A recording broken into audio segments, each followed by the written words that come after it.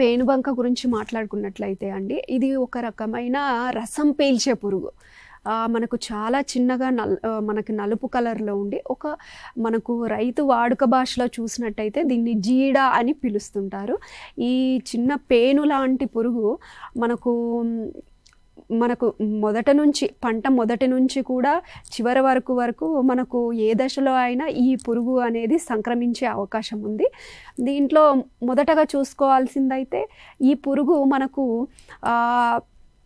పంట చివరల నుంచి, అంటే మనకు బార్డర్స్ అంటారు కదా, ఆ బార్డర్స్ నుంచి మనకు పొలం లోపలికి వస్తుందన్నమాట. ఎప్పుడైనా మనకు చుట్టూ ఉన్న గట్ల నుంచి మనకు ఎక్కువగా సంక్రమించే అవకాశం ఉంటుందన్నమాట.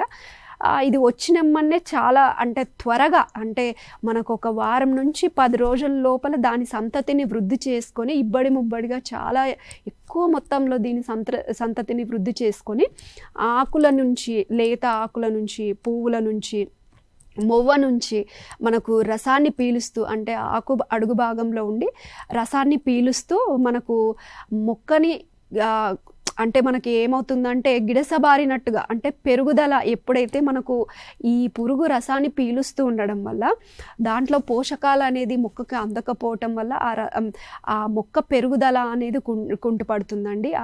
ఆ విధంగా మనకు మొక్క నుంచి రావాల్సినంత పువ్వులు అనేటివి రావు. అలాగే మనము దిగుబడి అనేది కూడా చాలా ఎఫెక్ట్ అవుతుంది.